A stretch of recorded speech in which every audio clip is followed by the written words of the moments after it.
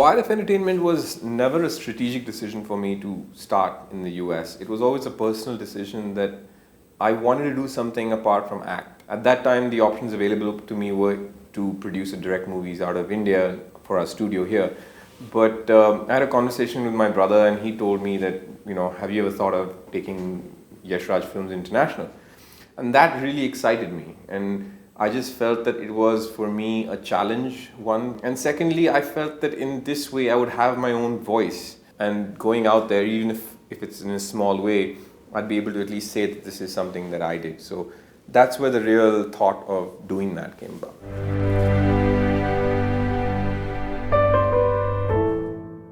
So Grace of Monaco came to me as a script. It was already pre-packaged, ready to go on set. And Nicole was just about to be attached to it. CAA, the agency in the US, sent me the script and I read it. I instantly fell in love with it and I wanted to be a part of it.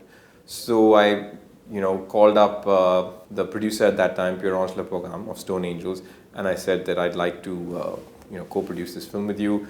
I went down to Paris, met him, and we struck a deal, and that's literally how it happened, how I came on board.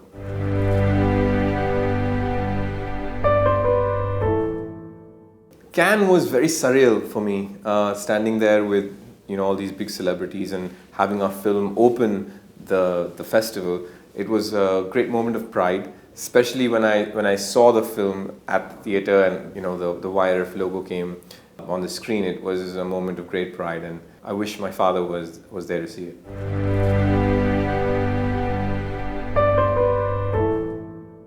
It's similar. I mean, I think Hollywood movies and Bollywood movies, there is similarities in producing and there are also a lot of differences. I guess the main thing about being an independent producer in Hollywood is the fact that the financial structure is very good and very easy for someone to really put a film out there. As long as it gets attachments from actors and directors, you can actually raise a lot of money and just need a little bit of money to make that movie, even if it's like a $40 million film. Whereas in India, for an independent producer, that's not the case. The banking systems are also not in place wherein you could discount, rebates, state rebates, or discount even, pre-sales. So that's a little bit of a problem. In Hollywood, it gives the independent producer a voice. He is able to go out there if he has the right script and if he has enough talent backing him that he could go out and make it on his own, outside the studio system.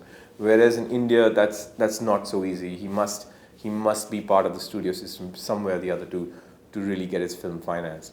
So in that way, it's very different. However, the filmmaking process is always the same, and there are lines, there are actors, there are directors on set, and they're giving you instruction. So the creative process is pretty much the same. As far as promoting the films, this average spend on promoting movies is up to 100% of the budget of the movie, whereas in India, it's closer to 10 or 20%.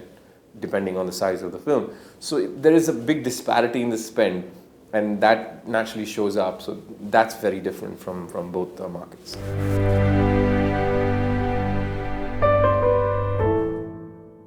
What I do think is that in Cannes, people were expecting Grace of Monaco to be a very different kind of film. Specifically the fact that it's in Cannes, and Cannes is a much more art house kind of model of films that come there.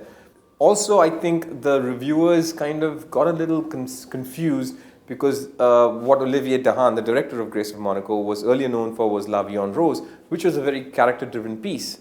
And Grace of Monaco is nothing like that. Grace of Monaco is a fairy tale. We've always said it's a fairy tale. So I think the reviewers were expecting something else out of Grace and they got something else. And I think that is why some of the reviews came out to be a little negative. I think they were a little unjust to the movie because I think they should have reviewed it for what it was rather than what they expected it to be. Having said that, I will also say that when we screened it to a packed audience in Cannes for the premiere, people got up and gave us a standing ovation. So that means the audiences really did like it. It was just that the reviewers had probably another agenda towards it. For an Indian audience, I think the story is quite universal. If you think about, firstly marriage. Here is one of the biggest stars of Hollywood. She marries an actual living prince. and their marriage was documented all over the world. And for an Indian woman especially, marriage is similar to that. In maybe in a smaller way, she's not marrying a prince, but he is her prince that she goes to and she lives with him in his house. Specifically, married women will really identify with Grace, because here is a woman who's always juggling two lives. You know, she's trying to be one person that her in-laws expect her to be, and there is also who she really is from where she is. And that's exactly what's happening with Grace. Her in-laws being the country of Monaco and how they expect her to behave, and her previous family being Hollywood. And then of course there is this marriage which when you see the movie, it starts off where they're having a little bit of a discord. They're not really getting along. That romance is missing. At the same time, the country is facing a crisis because France wants to take it over. When Grace and Rainier finally resolve their differences and come back and have a really beautiful marriage going, they are able to thwart this menace of France looming large. And that's, I think, something that most women will identify with. I think the Indian audiences will love the fact that it's not just a movie about a princess. It's got layers in it. It's about marriage, but it's also got political intrigue in it. It's very commercial. It's very entertaining. There is not a moment that you will feel that it's slow or boring, because sometimes people think that it'll be a very character-driven piece about, you know, Grace Kelly and her marriage, but it's not. It's about a real historical event that was happening at a time when France wanted to tax Monaco and its people, and Monaco was saying that it doesn't want to do that. And France said, well, if you don't do that, I will just invade. And here you have a Hollywood actress uses her abilities that she's learned in Hollywood, but changes it for a different arena. And this time it's the arena of politics and how she wins over that space. So I think there is a lot for everybody in this film, and I think that's what they will like.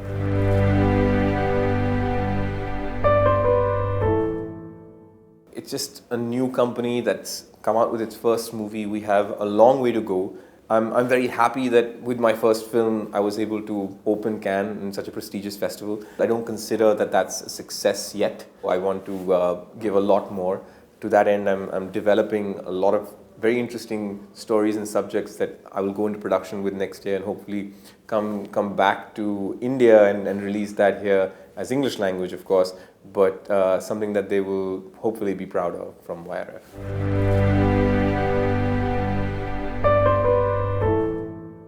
It's a tricky question. If I had to choose between Hollywood and Indian film industry, I've grown up here and my heart is somewhere or the other here. So it's hard for me to choose between the two. I also do think that Indian film industry is going through a boom time right now. We are finally embracing our Indianness. I think the content that we are creating now is so much more exciting than it was, say, 10 years ago. So it's a great time to actually be in India and make movies. Having said that, I've chosen a path that takes me there, and I won't deny that I'm actually enjoying that process very much, simply because it's so challenging. You know, I feel like Captain James T. Kirk on, you know, the Starship Enterprise, exploring, you know, new frontiers and going where no one has gone before. Grace of Monaco being our first film, we are also finished production on another film called The Longest Week, which stars Jason Bateman and Olivier Wilde. It should release sometime in the fall. But on June 13th, Grace of Monaco does release. And going forward, you'll have a lot more movies coming out from YRF Entertainment in the West, and then of course releasing here in India as well.